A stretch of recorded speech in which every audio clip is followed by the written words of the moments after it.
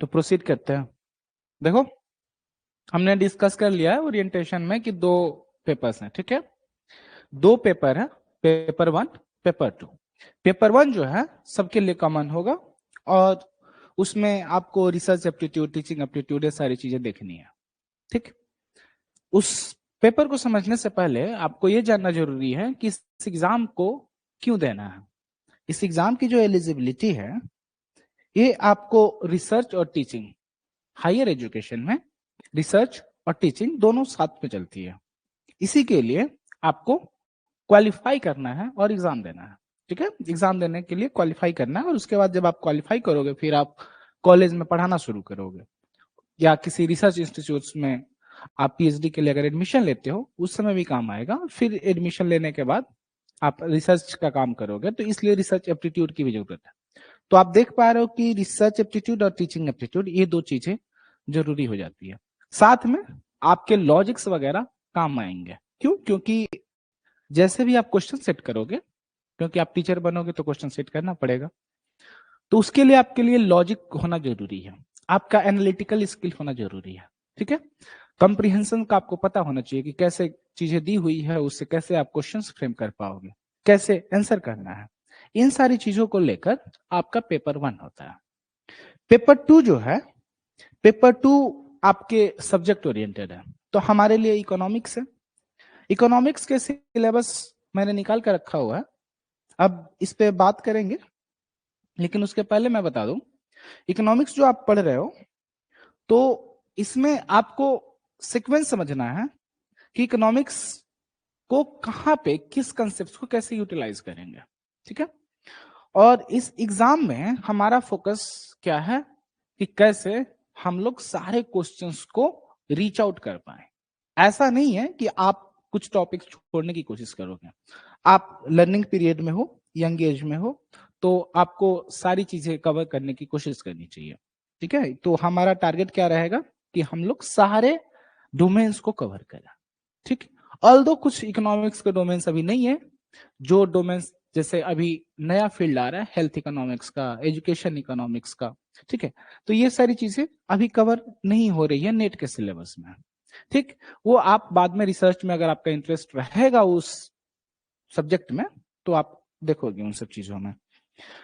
तो अभी के लिए आपके लिए 10 पार्ट्स में डिवाइडेड है इकोनॉमिक्स का सिलेबस। और आप जो भी पढ़ोगे इकोनॉमिक्स में, आप कोशिश करना कि रियल लाइफ में क्या ऐसा हो रहा है। अगर हो रहा है दैट मीन्स आपकी अंडरस्टैंडिंग सही बिल्डअप हो रही है। आप लोग मास्टर्स के स्टूडेंट्स हो तो आपको अब अप्लाई करने आना चाहिए। जैसे अगर हम लोग माइक्रो इकोनॉमिक्स की बात करें तो मार्केट में जाते हैं, प्राइस ज्यादा होता है तो हम लोग सेलर से पूछते हैं भैया इसकी दाम कितनी है, इसकी प्राइस कितनी है। और आपको लगता है कि प्राइस इंक्रीज किया है सेलर ने, तो आप क्या करते हो, दूसरे जगह पूछते हो, जहां पे आपको प्राइस कम लगता है वहां पे आप परचेज करते हो। या कभी आपको मार्केट में लगता है कि चलो भाई प्राइस ड्रॉप हुआ है तो मैं जाकर अभी ही खरीद लेता हूँ, एक्स्ट्रा राशन खरीद लेता हूँ, ठीक है। तो ये सारी चीजें कैसे होती है, ये इकोनॉमिक्स ही वर्क करता है। इसमें आपका बिहेवियर काम करता है, मार्केट के डायनेमिक्स काम करते हैं, ये सारी चीजें एक साथ रोल प्ले करती हैं, ठीक है। तो जब भी आप इकोनॉमी में देखोगे तो कहीं ना कहीं कुछ थ्योरीज जो होती है वही अप्लाई हो रही होती है, समझ रहे हो। तो माइक्रो लेवल पे जब भी आप माइक्रो इकोनॉमिक्स पढ़ोगे तो माइक्रो लेवल यानी इंडिविजुअल लेवल, तो आपको यह सोचना है कि कंज्यूमर के बारे में बात हो रही है। दैट मीन्स आप खुद के लिए सोचोगे कि आप मार्केट में गए तो फिर क्या हो रहा है, ठीक है। अगर फर्म्स के रिस्पेक्ट में सोचते हो कि फर्म्स कैसे डिसीजन लेगी, क्या प्रोडक्शन करेगी, कैसे प्रॉफिट्स को मैक्सिमाइज करेगी, तो आप सोचना कि अगर आप खुद ही एक फर्म, आपने एक बिजनेस सेटअप कर रखा है और उसमें आपके कुछ इनपुट्स होंगे, उससे मिलाकर आप कुछ आउटपुट प्रोड्यूस करोगे, तो आप प्राइसिंग जो करना है मार्केट में, या प्राइस गिवन हो सकता है depending upon the market conditions को हम लोग डिस्कस करेंगे। फिर आप प्रॉफिट्स को मैक्सिमाइज करने की कोशिश करोगे।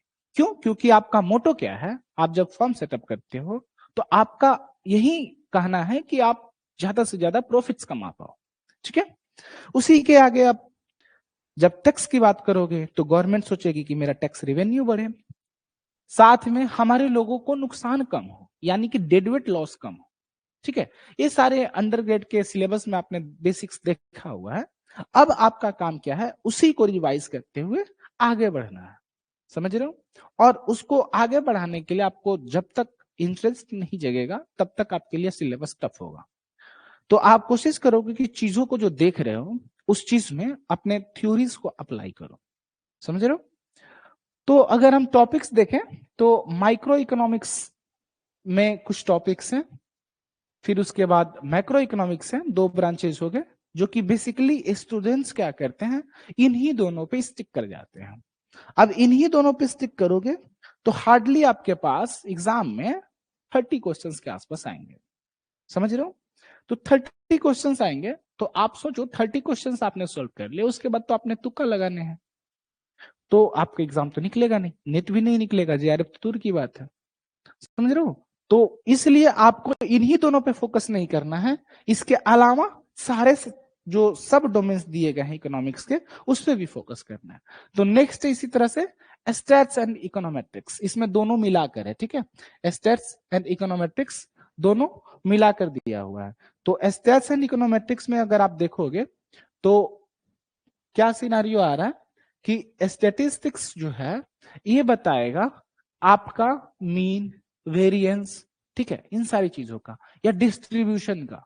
इकोनोमेट्रिक्स क्या बताएगा कि कैसे आपका जो भी हाइपोथेसिस बनना है आप रिसर्च को प्रूव कर पा रहे हो या नहीं कर पा रहे हो, समझ रहे हो। तो जब आपको पता है कि फ्यूचर में रिसर्च जब करोगे तो इकोनोमेट्रिक्स और स्टेट्स की जरूरत है, तो इससे भागना क्यों है, ठीक है। और आपको लगेगा कि ये दोनों चीजें बहुत बहुत इंटरेस्टिंग है अगर आप ध्यान से पढ़ोगे तो, ठीक है। तो इसमें टेंशन नहीं लेना है, बहुत इजी है। इसके बाद आता है मैथमेटिकल इकोनॉमिक्स, जहां से हम लोग स्टार्ट करेंगे। अब सिनारियो क्या आता है, मैथमेटिकल इकोनॉमिक्स सबको जनरली टफ लगता है, टफ लगना भी चाहिए क्योंकि आपको प्रैक्टिस करने की जरूरत पड़ती है। इवन आपको क्या लगता है कि बिना प्रैक्टिस के जिसने समझ लिया पढ़ लिया उसको हो जाता है? नहीं, जो लोग कितने भी एक्सपर्ट्स हैं उनको भी मैथमेटिकल इकोनॉमिक्स क्या करना पड़ता है, प्रैक्टिस करना पड़ता है। तो आपको हमेशा ध्यान रखना है कि मैथमेटिकल इकोनॉमिक्स में आप जो बेसिक्स जानते हो उसको आप क्या करोगे, प्रैक्टिस करते जाओगे, अप्लाई करते जाओगे, समझ रहे हो। इससे जो क्वेश्चंस लास्ट 2-3 साल का पैटर्न अगर देखोगे तो हर एग्जाम में अराउंड 7-8 क्वेश्चंस रहे हैं, ठीक है, डायरेक्टली। यहां पे डायरेक्ट की मैं बात कर रहा हूं, direct in the sense pure mathematical economics का, उसको माइक्रो इकोनॉमिक्स मैक्रो इकोनॉमिक्स से एड नहीं कर सकते, इंटरनेशनल ट्रेड से एड नहीं कर सकते। लेकिन वहीं आप देखोगे माइक्रो का न्यूमेरिकल आपको समझ नहीं आया, मैक्रो इकोनॉमिक्स का न्यूमेरिकल समझ नहीं आया, क्यों? क्योंकि आपने उसके मैथमेटिकल इक्वेशंस को समझा नहीं, या ये भी हो सकता है कि आपने जो माइक्रो इकोनॉमिक्स के स्टेटमेंट्स दिए गए थे उन स्टेटमेंट्स को आपने सही से समझा नहीं। अगर आप उसको सही से समझ पाते तो आप मान लो यूटिलिटी फंक्शन की बात हो रही है तो आप यूटिलिटी कर्व बनाने के लिए यूटिलिटी फंक्शन आप सही लिखोगे। जब यूटिलिटी फंक्शन आप सही लिखोगे तो आप कंज्यूमर का यूटिलिटी मैक्सिमाइज करने के लिए उसका फर्स्ट ऑर्डर कंडीशन भी सही से निकाल पाओगे, ठीक है। कंडीशन अप्लाइड, आपको डिफरेंशिएशन आता है, ठीक है। तो वो डिफरेंशिएशन कैसे आएगा, जब तक आप मैथमेटिकल इकोनॉमिक्स नहीं पढ़ेगा तो आपको समझ नहीं आएगा। तो सिंपल यही है, मैथमेटिकल इकोनॉमिक्स की जरूरत है। उसके बाद है आपका इंटरनेशनल इकोनॉमिक्स। इंटरनेशनल इकोनॉमिक्स आप जब भी पढ़ोगे, टॉपिक्स जब भी कवर होता है, उसके बाद आपको क्या करना है, न्यूज़पेपर जो आप देखते हो, कुछ करंट अफेयर्स भी इसमें पूछे जाते हैं, वो भी हम लोग कराएंगे आपको। इंटरनेशनल इकोनॉमिक्स जो है इसमें आपको ट्रेड के कंसेप्ट को समझना है। और ट्रेड्स होगा क्यों, क्योंकि कुछ ना कुछ प्रॉफिट होनी चाहिए, वरना कोई ट्रेड का करेगा क्यों। अगर मुझे फायदा ही नहीं है सामने वाले से एक्सचेंज करने का, तो फिर मैं क्यों जाऊंगा उसके पास। इसी तरह दो कंट्रीज आपस में फायदे के लिए ही ट्रेड करती है। अब किसको कैसे फायदा होगा, कब ट्रेड आएगा, क्या सर्कमस्टांसेस होंगे, किन किन चीजों का ट्रेड हो सकता है, क्या लॉन्ग टर्म में सस्टेन होगा नहीं होगा, ये सारे आपके इंटरनेशनल इकोनॉमिक्स के पार्ट्स हैं। उस पे आप देखोगे बैलेंस ऑफ पेमेंट पे क्या फर्क पड़ता है, उनके एक्सपोर्ट पे क्या फर्क पड़ता है, इंपोर्ट पे क्या फर्क पड़ता है, ये सारी चीजें आप पढ़ोगे इंटरनेशनल इकोनॉमिक्स में। पब्लिक इकोनॉमिक्स, ये भी आपका इंटरेस्टिंग है, ये भी न्यूज़पेपर वगैरह में आपको ध्यान देना पड़ेगा। इसमें जो पब्लिक इकोनॉमिक्स जो आप देखोगे, पब्लिक इकोनॉमिक्स का सीधा सीधा मतलब यही है कि जो भी हमारी सरकार काम कर रही, सरकार का काम क्या है कि जो भी मार्केट में या इकोनॉमी में चीजें चल रही है उसको रेगुलेट करनी। समझ रहे हो?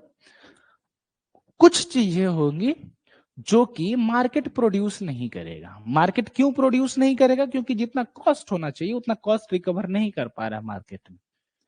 जैसे कि आपका पार्क बनाने का हो गया, या आप मान लो हॉस्पिटल बनाने का हो गया, तो हॉस्पिटल्स वगैरह जितने भी हॉस्पिटल्स बनेंगे वो कॉस्टली होंगे, सिर्फ रिच पीपल एफोर्ड कर पाएंगे, पुअर पीपल नहीं कर पाएंगे। तो यहाँ पे रोल आएगा किसका? गवर्नमेंट का। ठीक है, और गवर्नमेंट को कुछ चाहिए पैसे, पैसे कहां से लाएगी? टैक्स लेगी।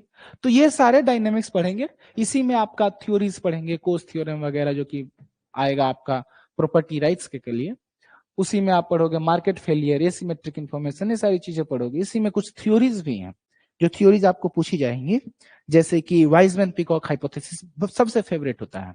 ठीक है, इसी तरह आपका पब्लिक इकोनॉमिक्स में थ्योरीज दी हुई है।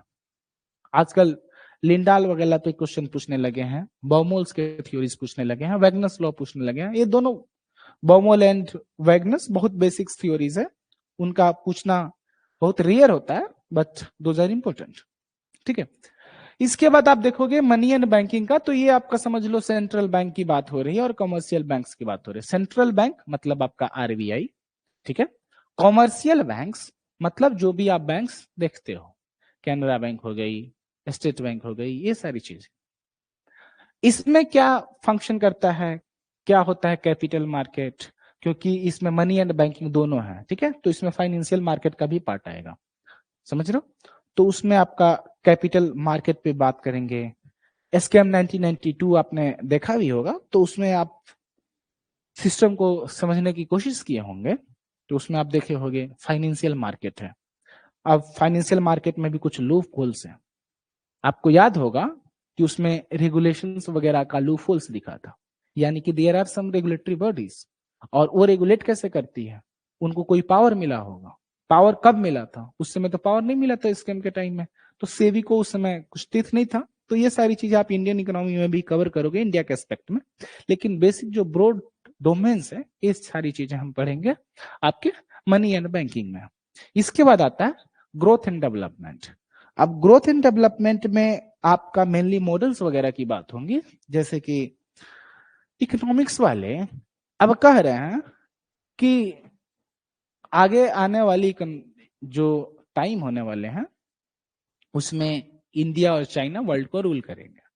ठीक है, इंडिया और चाइना वर्ल्ड को रूल कैसे करेंगे? There must be some backing. अरे बैकिंग कैसे होगा? इनके ग्रोथ के प्रोजेक्शन से, इनके इकोनॉमी के प्रोजेक्शन से।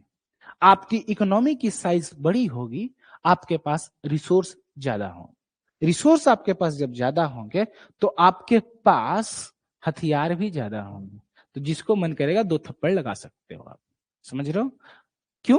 क्योंकि आपके पास 4 रोबोट्स आपके बॉडीगार्ड बनकर खड़े हैं। समझ रहे हो? लेकिन अगर मान लो आपके पास पैसे नहीं है तो आप क्या कर पाओगे? खुद को भी डिफेंड नहीं कर पाओगे, सामने वाले का रोबोट आकर आपको एक थप्पड़ लगाकर चला गया। समझ रहे हो? तो ये सारी चीजें कहने का मतलब था कि आप कैसे इन चीजों को अप्लाई करोगे। ये बस यही है कि ग्रोथ एंड डेवलपमेंट में एक इकोनॉमी का ग्रो करना है, साथ में डेवलपमेंट एज ओवरऑल की बात हो रही है, उसमें और भी डायमेंशंस ऐड हो जाएंगे, जिसमें कि आपका हेल्थ हो गया, एजुकेशन हो गया, स्टैंडर्ड ऑफ लिविंग हो गया। ठीक है, और उसी में कैसे कंट्रीज ग्रो करती है, क्या मॉडल से, क्या सिनारियो है, क्या क्या जरूरतें हैं, क्या क्या उनका पाथ है, इस पे लेकर, पाथ मतलब क्या क्या उनके वेज हो सकते हैं, क्या क्या उनके लेवल्स हो सकते हैं राइज करने के, कहां कहां पे उनके दिक्कत हो सकती है, ये सारी चीजें पढ़ोगे आप ग्रोथ एंड डेवलपमेंट इकोनॉमिक्स में। प्रॉब्लम्स मतलब पॉवर्टी, इनइक्वालिटी, अगर आपका ग्रो कर रहे हो तो आपका इनइक्वालिटी भी बढ़ सकता है। तो ये सारी चीजें आप सब देखोगे इसी में आप देखोगे कि डिस्ट्रीब्यूशन वगैरह कैसे होता है। डिस्ट्रीब्यूशन का आप पढ़ोगे आप एक बार माइक्रो के थ्योरीज में भी, और कुछ डिस्ट्रीब्यूशन आप डेवलपमेंट में भी पढ़ोगे, डेवलपमेंट के रोल्स क्या हैं डिस्ट्रीब्यूशन में। ठीक है, 9th जो यूनिट है आपका एनवायरमेंटल इकोनॉमिक्स एंड डेमोग्राफी, इसमें आपका माल्थस के लॉज पढ़ने होंगे। इसके अलावा एनवायरमेंटल डिग्रेडेशन को रोकने के लिए क्या क्या एडॉप्ट किया गया है मेजर्स। तो आप देखोगे कि मार्केट मैकेनिज्म की बात करते हैं, तो मार्केट मैकेनिज्म है क्या, ये सारे हमें समझना है। इसमें कॉस्ट बेनिफिट एनालिसिस करते हैं। कॉस्ट बेनिफिट एनालिसिस का मतलब है कि अगर आप मान लो किसी को डेट करने जा रहे हो, तो आप पहले देखते हो कि सामने वाले से मेरा कितना बनना है। आप लोग यंग जनरेशन वाले, आप लोग बोलते हो वाइब्स मैच करना, तो उसमें आप देखते हो एक तरह से आपका प्रॉफिट क्या है, आपका समय कितना जा रहा है, आपके करियर का कितना नुकसान होने वाला है, या साथ में ये भी देखते हो कि आपके करियर का कितना फायदा होने वाला है। तो आप प्रोस एंड कॉन्स देखते हो, वही कॉस्ट बेनिफिट एनालिसिस है। समझ रहे हो? तो ये सारी चीजें आपका देखेंगे आपका एनवायरमेंटल इकोनॉमिक्स में। उसी में देखेंगे कि आपका पॉल्यूशन का क्या इंपैक्ट पड़ता है, ये रिलेटेड होगा आपके पब्लिक इकोनॉमिक्स के कोर्स से। समझ रहे हो? क्यों? क्योंकि वहां भी आपके मार्केट फेलियर वगैरह की बातें हुई थी। बहुत सारे इकोनॉमिक वेरिएबल्स हैं, जैसे कि आप फॉरेस्ट ले लो, लैंड ले लो, इनकी ट्रू वैल्यूएशन नहीं निकलती है। ओशियंस हो गया, तो ये सारी चीजें हम लोग कैसे वैल्यू करेंगे, उसके क्या मेथड्स है, ट्रेवल कॉस्ट मेथड, ये सारी चीजें आप देखोगे इन सब चीजों में। ठीक है, उसी तरह आप डेमोग्राफी में देखोगे कि जैसे हम लोग इंडिया के बारे में बोल रहे हैं, India is going to be the super power. How? Because of its large population. अब इतना बड़ा पॉपुलेशन मतलब इतना बड़ा ह्यूमन रिसोर्स, और ह्यूमन रिसोर्स क्यों? क्योंकि 1921 के बाद से जो डेमोग्राफिक डिविडेंड जो आया था, उसके बाद से हमारी चीजें चेंज हुई, और हमारा यंगर पॉपुलेशन ज्यादा है, डिपेंडेंसी रेशियो कम है। दैट मीन्स हम लोग इकोनॉमी में ज्यादा एड कर पाएंगे और खर्च कम करेंगे। आप सोचो, आपके घर की इनकम 1 लाख रुपए पर मंथ है और खर्च है 80,000 रुपए, 20,000 की सेविंग हुई। रिवर्स के सोचो, किसी आपके दोस्त के घर में टोटल इनकम जो आ रही है 2 लाख पर मंथ आ रहा है, आपसे ज्यादा हो गया। ठीक है, 2 लाख पर मंथ, बट उनके यहाँ क्या हो रहा है कि ओल्ड एज वाले लोग ज्यादा हैं। समझ रहे हो? तो उनको मेडिसिन वगैरह का खर्च करने में ज्यादा खपत होती है। तो मान लो उनका टोटल खर्च क्या होता है पर मंथ, 2,10,000 होता है। दैट मीन्स उनका खर्च उनके इनकम से ज्यादा है। दैट मीन्स उनके घर का रिसोर्स कम होता चला जाएगा, वो फैमिली डेट में चलती जाएगी। लेकिन आपके लिए क्या होगा, आपका क्या होगा, रिसोर्स एक्यूमुलेट होगा, आप क्या करोगे, बेटर ऑफ होते चले जाओगे। तो यही केस हो रहा है इंडिया के केस में, कि इंडिया अपने रिसोर्स को डाइवर्सिफाई कर पा रही है। क्यों? क्योंकि इसके पास पॉपुलेशन ज्यादा है, वाइड ज्योग्राफी है, ज्योग्राफी ज्यादा है, पॉपुलेशन ज्यादा है। अगर ह्यूमन रिसोर्स ज्यादा हो जाए तो हम लोग इकोनॉमी को ग्रो ज्यादा करा पाएंगे। लेकिन बाकी कंट्रीज, जो डेवलप्ड कंट्रीज का रोना हो रहा है, क्यों? क्योंकि उनके पास रिसोर्स है तो है, लेकिन उनके पास लोग नहीं है, तो फ्यूचर में उनको सस्टेन नहीं कर पा रहे। समझ रहे हो? यानी कि उनके यहाँ ओल्ड एज को हैंडल करने के लिए अभी यंगर जनरेशन यानी वर्किंग एज पॉपुलेशन जो है, उनको ज्यादा टैक्स देना पड़ रहा है। बातें समझ पा रहे हो? तो ये सारी चीजें आप पढ़ोगे डेमोग्राफी वगैरह में। इसके बाद आता है इंडियन इकोनॉमी, जो कि सबका फेवरेट होना चाहिए, लेकिन इसमें देखोगे तो सबसे मुश्किल यही है। क्यों मुश्किल है? क्योंकि इसमें डेटा की बात होती है, टाइमलाइंस की बात होती है, उसमें बहुत सारे फैक्ट्स पूछे जाते हैं। ठीक है, लेकिन इसका जनरली क्या होता है कि अगर आप 2-3 बार पढ़े होते हो तो आपको चीजें पता होती है, और आप रेयरली कभी गलती करते हो। इसको पढ़ने का एक ही तरीका है, आप ट्रेंड्स को समझोगे, ट्रेंड्स को समझोगे तो आप डेटा पॉइंट्स को नियर अबाउट सही कर लोगे, इवन आपको याद नहीं है तो भी। उसको हम लोग डिकोड करेंगे। अगर आप थोड़ा बहुत इंडियन इकोनॉमी पे कुछ वीडियोस हमने अपलोड किया हुआ यूट्यूब पे, वो सीयूटी पीजी वालों का पीवाईक्यू था, हमारा भी पीवाईक्यू का सीरीज जून से चालू होगा, और उस पे आप देखोगे कि कैसे हम लोग लिंक कर पाते हैं। इवन आपका अंडरस्टैंडिंग बहुत कम है उस टॉपिक का, मतलब उस टॉपिक को आपने नहीं पढ़ा है, फिर भी आप नियर अबाउट गेस कर सकते हो इंडियन इकोनॉमी में, अगर आपको बिहाइंड द सीन पता है तो। समझ लो, तो ये इंडियन इकोनॉमी का पैटर्न है, और इसी में आपका इकोनॉमिक सर्वे भी पढ़ना होगा जो कि करंट में आएगा, फिर आपका बजट भी पढ़ना होगा। ठीक है, तो ये सारा रहा आपका सिलेबस। ये जो सेंटर स्टेट का रिलेशन है, फाइनेंशियल रिलेशन, ये आपका अभी देखोगे फाइनेंस कमीशन ने किया हुआ है। ठीक है, तो ये फाइनेंस कमीशन को आप देखोगे, अभी 16 फाइनेंस कमीशन जो आया है, ये किसका काम है? फाइनेंस कमीशन को कौन अपॉइंट करता है? प्रेसिडेंट। ये आपको पूछा नहीं जाएगा, लेकिन पूछा ये जाता है किस आर्टिकल के तहत? 280। ठीक है, तो वो आर्टिकल ऑल्दो इकोनॉमिक्स में नहीं पूछना चाहिए, पॉलिटिकल साइंस में पूछते तो अच्छा लगता, लेकिन हमें भी पूछा जाता है, तो इसको आपको याद रखना है।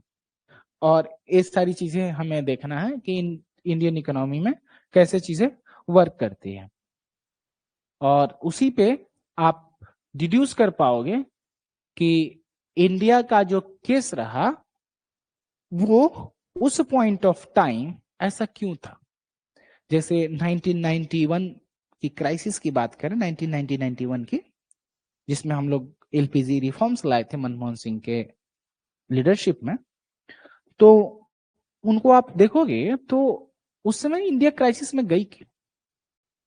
क्राइसिस में जाने का रीजन यही था क्योंकि हमारा एक्सपोर्ट तो बढ़ नहीं रहा था, इंपोर्ट कर रहे थे बहुत चीजें, एग्रीकल्चर हमारा सही काम कर नहीं रहा था, लोन्स हमने ज्यादा ले रखे थे, इंडस्ट्रीज हमारी सेटअप नहीं हुई थी, ग्रोथ रेट हमारा कम था, पॉपुलेशन हमारा ज्यादा इंक्रीज हो रहा था, हमारी कमाई कम हो रही थी, खर्च बढ़ रहे थे। ऑब्वियस सी बात है, क्राइसिस आना है।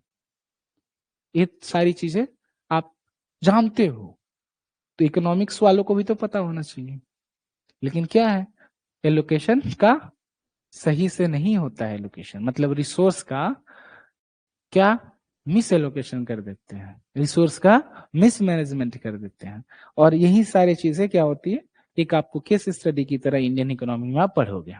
ठीक है, तो उन सब से अब हम लोग आगे बढ़ते हैं, हम लोग इन चीजों को समझते हैं। पहले मैथमेटिकल इकोनॉमिक्स का, मैथमेटिकल इकोनॉमिक्स आपका सबसे मेन टॉपिक इसलिए है क्योंकि ये आपका फाउंडेशन बनाता है। जब भी आप माइक्रो के ग्राफ्स बनाओगे, माइक्रो के ग्राफ्स बनाओगे, वहां पे आपको मैथमेटिकल इकोनॉमिक्स का अंडरस्टैंडिंग याद आएगा। इसके अलावा जब आप ऑप्टिमाइज करोगे, ऑप्टिमाइजेशन का मतलब होता है या तो मैक्सिमाइज करो या तो मिनिमाइज करो। ठीक है, ऑप्टिमाइजेशन का मतलब होता है आप क्या करो, मैक्सिमाइज करो या तो मिनिमाइज करो। तो जब भी आपसे पूछा जाएगा ऑप्टिमाइजेशन के बारे में, तो आप ये समझना कि मिनिमाइजेशन की बात हो रही है और मैक्सिमाइजेशन की बात हो रही है। ठीक है, इन दोनों चीजों पे बात हो रही है। तो आपको देखना है कि दोनों में कौन सा सिनेरियो आप अप्लाई कर रहे हो। दोनों में फर्स्ट ऑर्डर कंडीशन क्या होगा कि अगर आप डेरिवेटिव निकालोगे तो उसका फर्स्ट ऑर्डर कंडीशन आपका 0 के बराबर आना चाहिए, ये आपने अंडरग्रेड में पढ़ा हुआ है। लेकिन सेकेंड ऑर्डर कंडीशन में देखोगे तो मैक्सिमाइजेशन के केस में निगेटिव होना चाहिए। जो हम लोग डेफिनिटनेस के टर्म्स में पढ़ेंगे, निगेटिव डेफिनिट होना चाहिए। वही आपका मिनिमाइजेशन के केस में क्या होना चाहिए कि पॉजिटिव होना चाहिए, पॉजिटिव डेफिनिटनेस की बात करेंगे। ठीक है, तो ये सारी चीजें हम देखेंगे। अब टॉपिक वाइज हम लोग इसको समझते हैं मैथमेटिकल इकोनॉमिक्स को। पहला टॉपिक है आपका सेट, जो कि हम लोग आज डिस्कस करेंगे, कुछ हम लोग फंक्शंस भी देख पाएंगे आज। ठीक है, टारगेट यही है कि सेट एंड फंक्शंस हम लोग आज कवर कर पाए, seeing some graphs as well. ठीक है, अब एक कंटिन्यूटी जो है, कंटिन्यूटी कुछ फंक्शन के बारे में बात होगी। सेट क्या होता है, जैसे कि आप ताश के पत्ते देख रहे होगे, तो उसमें देखते हो कि कुछ सेट बना होता है, सेट ऑफ कार्ड्स, जो बोलते हैं डेक ऑफ कार्ड्स। उस डेक ऑफ कार्ड्स में आपके अलग अलग टाइप के होते हैं आपके कार्ड्स, जैसे कि आपके 4 टाइप के कार्ड्स हो गए, जो कि आपके हार्ट्स हो गए, स्पेड्स हो गए, डायमंड्स हो गए, ठीक है, क्लब हो गए, ये 4 हो गए। इसके अलावा आप इन सब के वेरिएंट्स देखोगे, 13 वेरिएंट्स, जिसमें कि आपका 2 से लेकर 10 तक का न्यूमेरिक वैल्यू होगा, एक आपका ए होगा, एक के होगा, एक जे होगा, एक क्यू होगा, ठीक है, ये आपके कार्ड्स होते हैं। तो अगर आपके कार्ड्स को एक जगह हम अरेंज करें उस पैकेट में, तो उसके अगर आप मैथमेटिकल टर्म्स में अगर बात करो तो आप बोलोगे कि इन कार्ड्स का एक सेट है वो। बात समझ रहे हो? इसके साथ आप समझो कि अगर आपसे पूछा जाए, आपके 5 दोस्त हैं, सुमित, अमित, रोहित, मोहित मान लो आपके, और इसके अलावा मान लो कोई राम है, ठीक है, तो 5 आपके दोस्त हैं। इन 5 दोस्त का एक आपसे पूछा जाएगा कि आपके कितने दोस्त हैं? 5 दोस्त हैं। आपके कौन कौन से दोस्त हैं? तो आपने एक सेट बनाया, रोहित, मोहित, अमित, सुमित, राम, ठीक है, ये 5 का बना दिया, ये आपका सेट बताता है, ठीक है। दूसरा आता है फंक्शन। फंक्शन में क्या है कि जैसे आप बोलते हो वो मेरी चाची है, वो मेरी गर्लफ्रेंड है, तो ये आप बता रहे हो कि that person is related to you, ठीक है। लेकिन जब आप बता रहे होते हो, तो अगर आपका एक पर्टिकुलर फंक्शन से मतलब आपका एक ही रिलेशन है, समझ रहे हो, मतलब आपकी एक ही गर्लफ्रेंड है, तो ऐसे केस में आप जो फंक्शन असाइन करोगे, ये रिलेशन जो असाइन करोगे, इस रिलेशन को बोलेंगे फंक्शन। क्यों? क्योंकि ये यूनिक है। अगर आपकी 2 गर्लफ्रेंड है, 2 रिलेशन है, दैट मीन्स वो फंक्शन नहीं होगा। समझ रहे हो? इस लॉजिक को हमेशा याद रखना कि फंक्शन में हमेशा यूनिकनेस होता है।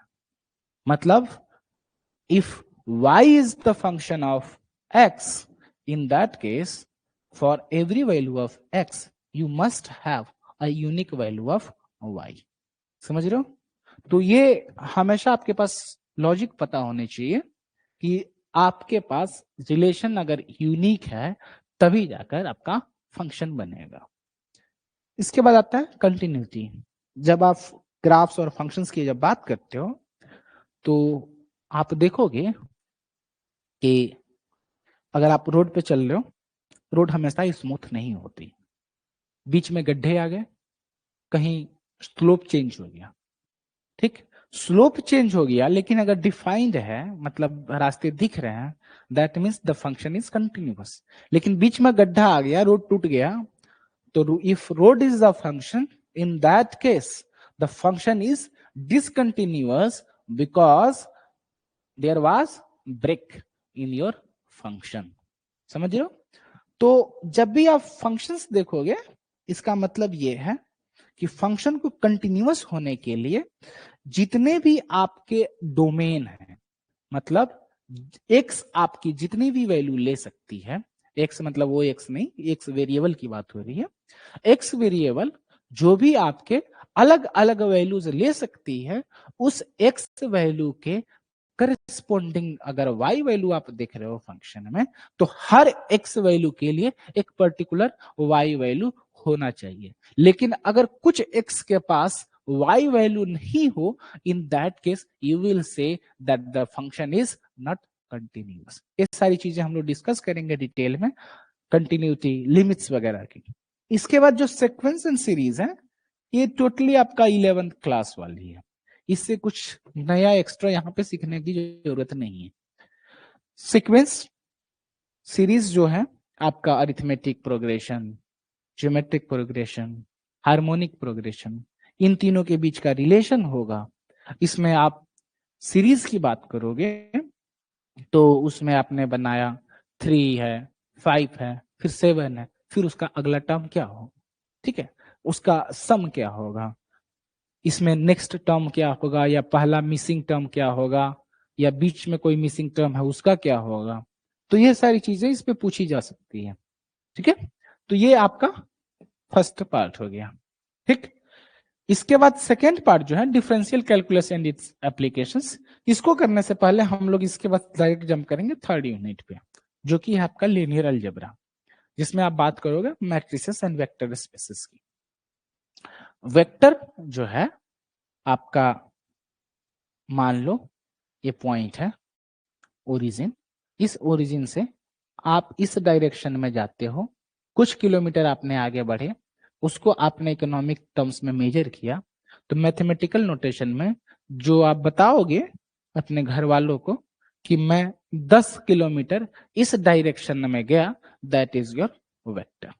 ठीक है, उसी तरह आप मैट्रिक्स देखोगे तो मैट्रिक्स का मतलब क्या होता है कि अलग अलग वेक्टर्स जो हैं, 2-3 वेक्टर्स को आपने एक साथ ले लिया तो एक मैट्रिक्स का फॉर्मेशन, समझ रहे हो, यानी कि कहने का मतलब है matrix is a set of vectors. ये सारी चीजें हम लोग बात करेंगे फिर से। इसके अलावा जो नेक्स्ट टॉपिक है, इसी लीनियर अलजेब्रा के आगे आप देखोगे तो इसका लियोनटिफ का इनपुट आउटपुट मॉडल है। ठीक है, इनपुट आउटपुट मॉडल में दो टाइप के आपके इनपुट आउटपुट मॉडल पढ़ने होंगे, एक है क्लोज्ड, दूसरा है ओपन। ठीक है, इसका जो क्वेश्चन आता है, एक क्वेश्चन काफी लेंथी होता है। ठीक है, तो आपको एग्जाम में यूजीसी नेट के लिए समय कम होता है, तो जो लियोनटिफ इनपुट आउटपुट मॉडल है उसका डिटेल में पढ़ने की जरूरत नहीं है, लेकिन उसके कंसेप्ट्स को जानना जरूरी है।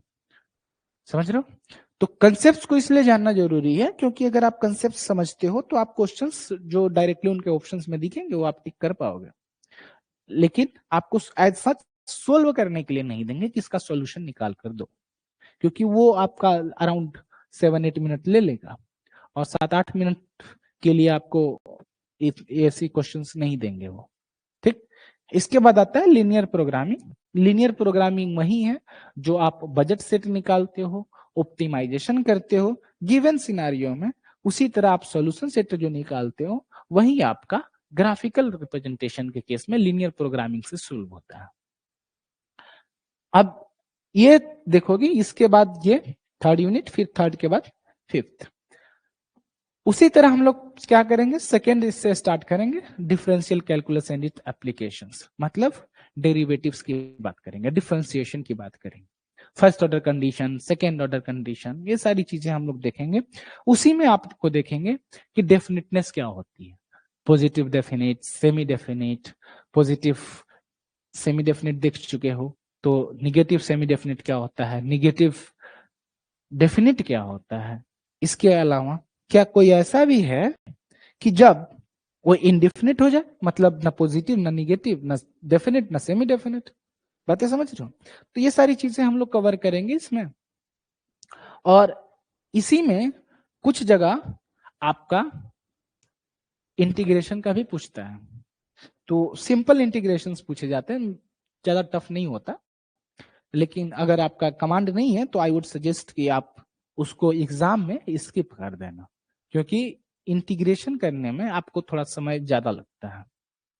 लेकिन अगर आपको लगता है कि डायरेक्ट है, ट्रिकी नहीं है, टाइम कंज्यूमिंग नहीं है, तो आप क्या करोगे, इंटीग्रेशन को फोकस नहीं करोगे, सॉरी इंटीग्रेशन के क्वेश्चंस को सोल्व कर लोगे, उसको छोड़ोगे नहीं, क्योंकि आपका समय कम लग रहा है तो आप कर लोगे। जब आप डिफरेंशिएशन वगैरह पढ़ लोगे तो वही तो आपका ऑप्टिमाइजेशन में काम आना है, first order condition should be equal to 0, और इसी ऑप्टिमाइजेशन में आपका या तो मैक्सिमाइजेशन करोगे या मिनिमाइजेशन करोगे।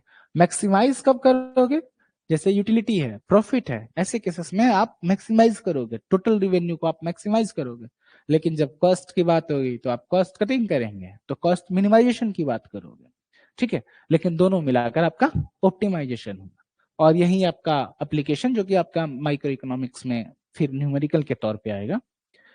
इसी के बाद जो इनका सबसे टफ टॉपिक को हो, तो इसी का एक्सटेंशन है, मतलब डिफरेंशियल कैलकुलस का एक्सटेंशन है डिफरेंस एंड डिफरेंशियल इक्वेशंस।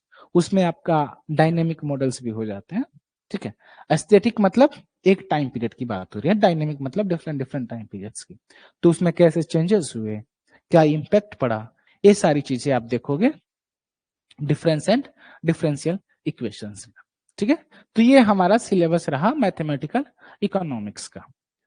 अब इसमें हम लोग का अप्रोच क्या होगा, इसके पहले हम लोग कुछ क्वेश्चंस को समझेंगे कि क्वेश्चंस कैसे पूछे जाते हैं, क्या क्या डोमेन से क्वेश्चंस पूछे गए हैं, और उसी के अकॉर्डिंग हम लोग क्या करेंगे, आगे अपने टॉपिक्स को प्रोसीड करेंगे।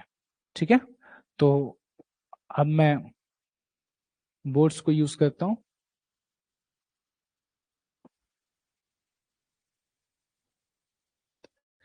कोई डाउट है तो अभी बताओ आप, चैट्स ओपन है, किसी को कोई डाउट है तो आप चैट पे टाइप कर सकते हो।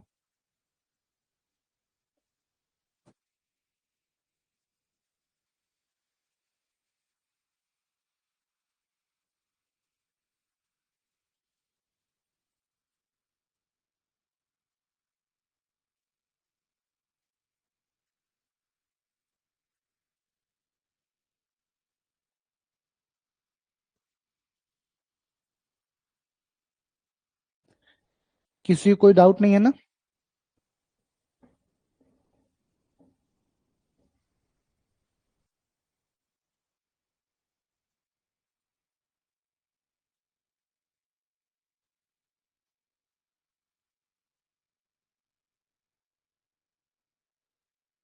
ठीक है, चलिए तो आगे बढ़ते हैं। अब जो क्वेश्चंस पूछे गए हैं, क्वेश्चंस पूछे गए हैं, एक टॉपिक है मैट्रिसेस। ठीक है, तो मैट्रिसेस में क्या क्या पूछे गए हैं, इसमें मेनली पूछा गया है प्रोडक्ट्स के बारे में। ठीक है, प्रोडक्ट्स ऑफ टू मैट्रिसेस। अब मैट्रिक्स का प्रोडक्ट निकालना आपको आना चाहिए, इसी में पूछा है आपका, कुछ ऑप्शन दे दिया है ट्रांसपोज वगैरह का। ठीक, और इसी में पूछा है कि कब आपका डिफाइंड है या नहीं। समझ रहे हो, मतलब आपका मैट्रिक्स का प्रोडक्ट डिफाइंड है या नहीं। कहने का मतलब आप दो मैट्रिक्स का प्रोडक्ट निकाल सकते हो या नहीं। तो आप अगर रिकॉल करोगे अंडर ग्रेड के सिलेबस से, तो आप देखोगे कि कभी कभी क्या होता है कि दो मैट्रिसेस मल्टीप्लाई नहीं हो सकती। अब एक और चीज आप देखोगे, जो ऑर्डर होता है ए डॉट बी, मतलब मान लो दो मैट्रिक्स है, matrix A and matrix B. तो दो मैट्रिक्स है, matrix A and matrix B. तो A multiplied with matrix B, मतलब पहले ए लिखोगे उसके बाद में बी लिखोगे, तो उसका जो मल्टीप्लीकेशन होगा A dot B, A B dot A के बराबर हो, ये जरूरी नहीं है। मोस्टली ये इक्वल नहीं होता है, मोस्टली नहीं होता है, लेकिन कुछ केसेस में ये इक्वल हो भी सकता है। समझ रहे हो, तो अगर आपको एग्जाम में दिया हुआ है कि ए डॉट बी, अगर आपको एग्जाम में दिया हुआ है ए डॉट बी, तो आप ये गलती मत करना कि बी डॉट ए निकाल देना। ठीक है, तो ये टॉपिक आपका इंपॉर्टेंट है क्योंकि इसके क्वेश्चंस हर बार पूछे जाते हैं। इसके अलावा अगर आप देखोगे मैट्रिक्स के अलावा, तो एक टॉपिक है आपका फंक्शंस में। इस फंक्शन में क्वेश्चन पूछा गया है होमोजीनियस फंक्शंस के बारे में। ठीक है, तो होमोजीनियस फंक्शंस के बारे में जब पूछा जाता है, तो इसमें होमोजीनियस फंक्शन का जनरली ऑर्डर पूछा जाता है।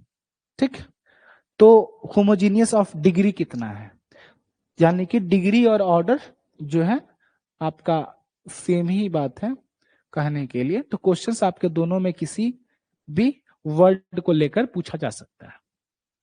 तो होमोजीनियस फंक्शन के बारे में पूछा गया है, तो होमोजीनियस ऑफ डिग्री 1 मींस, अगर आपको एक फंक्शन दिया गया है, सपोज मान लो आपका एक प्रोडक्शन फंक्शन है y is equal to F of L K, दो inputs labour and capital, one output that is your y, and your output depends on your labor and capital.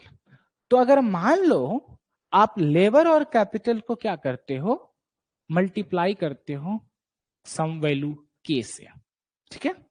तो अगर के से वैल्यू से मल्टीप्लाई करते हो, उसी के वैल्यू से आपका y भी चेंज होता है, that means it is the homogeneous of degree 1, ठीक है। लेकिन अगर आपका y चेंज नहीं होता है, that means it is of order 0, ठीक है। तो ये आपके होमोजीनियस फंक्शन पे क्वेश्चंस इस टाइप के पूछे जाते हैं। इसके अलावा देखोगे तो पूछा गया है आपका लीनियर प्रोग्रामिंग से क्वेश्चंस। लीनियर प्रोग्रामिंग से क्वेश्चंस में पूछा क्या गया है कि आपके फिजिबल सेट्स क्या है। फिजिबल सेट्स मतलब सॉल्यूशन सेट्स।